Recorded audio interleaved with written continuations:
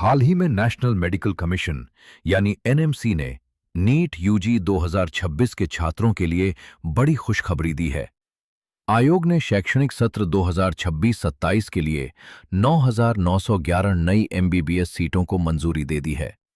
इसके साथ ही भारत में कुल एमबीबीएस सीटों की संख्या बढ़कर 1,36,939 हो गई है, जो अब तक का सबसे बड़ा रिकॉर्ड है। ये सीटें 823 मेडिकल कॉलेजों में उपलब्ध होंगी और इसी सीट मैट्रिक्स के आधार पर नीट यूजी 2026 काउंसलिंग कराई जाएगी। हालांकि इस सूची में एम्स और जिपमर जैसे इंस्टीट्यूट्स ऑफ नेशनल इंपॉर्टेंस शामिल नहीं हैं, क्योंकि उनकी काउंसलिंग अलग व्यवस्था के तहत होती है।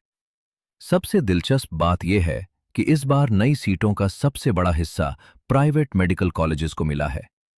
कुल नई सीटों में से 7,800 सीटें प्राइवेट कॉलेजेस और केवल 2,111 सीटें गवर्नमेंट मेडिकल कॉलेजेस को मिली है, यानी लगभग 79% विस्तार प्राइवेट सेक्टर में हुआ है।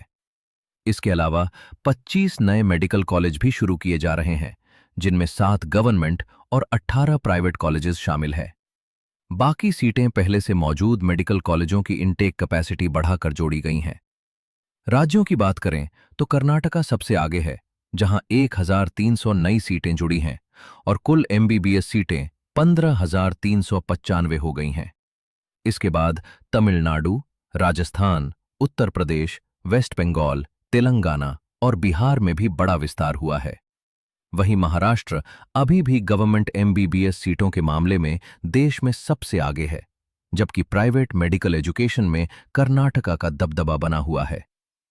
एनएमसी ने मेडिकल कॉलेजों को सख्त चेतावनी भी दी है कि मंजूर क्षमता से अधिक छात्रों का एडमिशन लेने पर एनएमसी एक्ट 2019 के तहत कड़ी कार्रवाई होगी।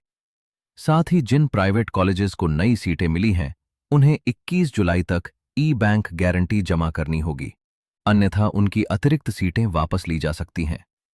कुल मिलाकर यह फैसला भारत में डॉक्टरों की संख्या बढ़ाने की दिशा में बड़ा कदम माना जा रहा है और केंद्र सरकार के 75,000 नई मेडिकल सीटें जोड़ने के लक्ष्य को भी मजबूती देगा।